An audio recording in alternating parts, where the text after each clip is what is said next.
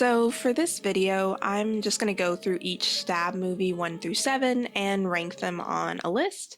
And this goes without saying, but these are just my own personal opinions, largely formed from pictures I've seen of old books and VHS covers online. So whatever. Also, spoilers. The Stab franchise has been riddled with controversy from day one. The first Stab movie was based on the book The Woodsboro Murders by Gale Weathers. The book chronicles the actual killing spree of two teenagers in this rich suburb, Woodsboro, California. The movie's plot points follow very closely to the real life murders, which drew a lot of controversy for sensationalizing a very real event that left 7 people dead. And that probably would have been enough to draw controversy, but then there were also 2 murders at the night of one of the first showings by a serial killer contracted by the mother of one of the original murderers, Billy Loomis. And it's really unfortunate that this event really overshadowed the movie because Tori Spelling is so good as Sidney Prescott. Having seen interviews with Prescott, I think it's really obvious that Spelling did her research for this role, and this is the best Stab movie by far and is obviously going to be my number 1. The second Stab movie was based on the copycat killings that took place following the release of the first Stab movie. Again, Gale Weathers was immediately on the case and wrote another book about the experience titled College Terror. And sure, the body count is bigger and the deaths are more elaborate, but it doesn't capture the same raw heart of the first Stab movie. I mean, I know this one is also based on actual events and it's just factual that more people died, but the motives are just so 90s. Killers are too self-aware of the horror movie potential. Like, they already know it's going to be made into a movie, and I guess that makes sense since they're copycat killers of an original killer duo that became killers in a movie franchise. So, like, yeah, it probably occurred to them that it'd be a movie. But still, I know a lot of people were also really upset when Randy Meek's character, played by Joey Garfield, died in the movie, which struck me as kind of odd since it's based on a real murder, and the man actually did die. Then again, I guess it would have been kind of nice to preserve him and his memory anyway, and seeing how eventually just include time travel in this franchise, I guess it would have been okay to just rewrite a nicer history.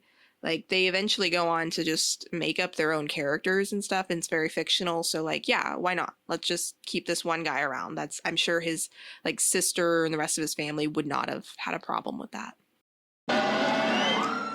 The third Stab movie, originally going to be released with the tagline Return to Woodsboro, was going to be the first Stab movie not based on actual events, though it still included the characters introduced to us in the first 2 Stab movies, or at least, like, the ones that weren't dead. And Tori Spelling and David Schwimmer chose not to return to reprise their roles, which is probably for the best, or at least, I guess, for them, given what happens to the people who do show up for that original Stab 3 movie. The only actor that returned from the first 2 Stab movies was actually Jennifer Joly, who plays Gale Weathers, the one who's writing all these books. And while she was never going to win any awards playing Gale, she did a great job with the part and really to get into her head. So it makes me kind of sad that she was rewarded the way she was for returning. Like, she actually was the only one who comes back for the 3rd movie, and she gets murdered. She dies. And then they make a movie about it, because of course they do. It's Stab. What do you expect? It also seems even worse since after the deaths of the entire cast of the movie, both Tori Spelling and David Schwimmer ended up reprising their roles. Like, oh, okay. And they were just like, yeah, I don't really want to do it. And then everyone gets murdered and they're like, definitely on board. Yes, it just makes no sense. But anyway, so the actors murdered during this original production include, along with her, Tyson Fox, who was supposed to be playing a similar character to Randy Meeks. Remember, everyone was upset because they killed him off, or, well, they portrayed his murder, I guess I should say, but they kind of wanted someone to sort of replace that role. Tom Prince, who replaced David Schwimmer as Dewey Riley. Sarah Darling was going to play this girl named Candy Brooks, who was supposed to be, like, picked off early in the movie, kind of like the Casey Becker character in Stab 1. And then Cotton Weary actually cameoed as himself in this movie and got murdered.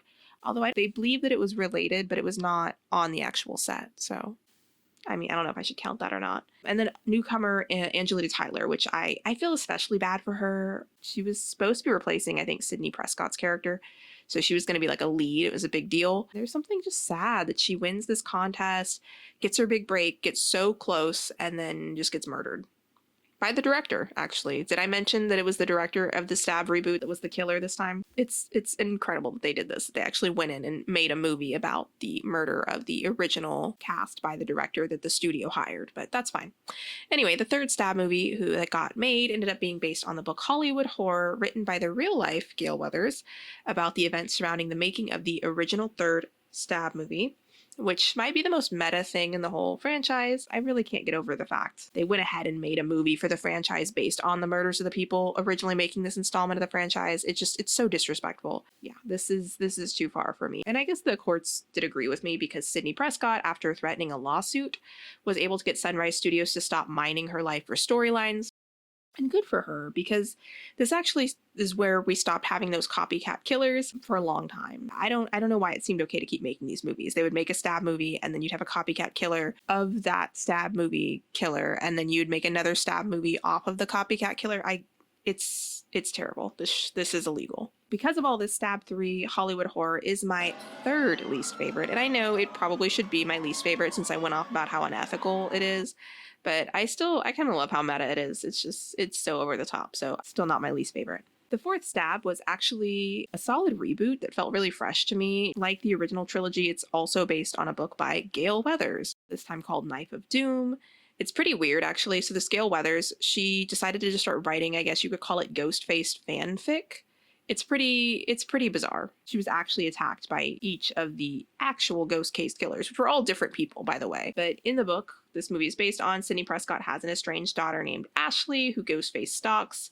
I didn't really feel as compelling as the original trilogy. Didn't even really feel like the original franchise, but it was okay. It was a decent horror movie. So I would put it third after the first two Stab movies. The fifth Stab movie is widely considered the worst, and yeah, it's pretty bad. Anytime you have to bring time travel into a franchise, you know you've gone too far. It's based on Gale Weathers' Clock of Doom novel, in which Ghostface actually goes back in time to the late 1800s to kill one of the bloodlines that leads to Sydney and her fictional daughter. Pretty bizarre and offensive. Gale, seriously, you need therapy, girl. You are writing fanfic about a series of times when people tried to kill you. Also, this is the worst Stab movie. The sixth Stab movie gets back to a lot of the original conventions. The opening with the phone call is a great throwback. And I think that desire to go back to basics is probably where the novel's name came from. It was called Ghostface Returns. I think Weathers knew she was off her rocker in that fifth one. I do wish they hadn't revealed that there were two killers immediately in the movie, and a lot of the opening dialogue just feels a bit too silly to take seriously. Really?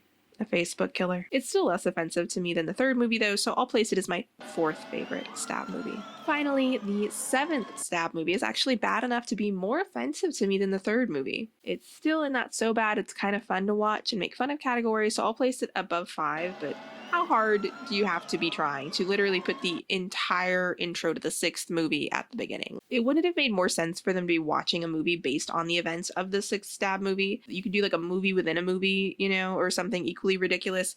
Or is it now canon that the sixth movie was just a movie? I hate it when sequels go full metal like this. It makes even less sense when you consider that the first 3 Stab movies actually happened. So it's the first 3 were real, but then the rest are fiction in this fictional universe. Like, is it all fiction? They're all just movies in this fictional universe. It's too much for me. So anyways, that's my ranking for the Stab movies. I haven't seen any of them or read any of the books they're based on, and I'm basically just parroting other people's opinions. So hope you enjoyed that.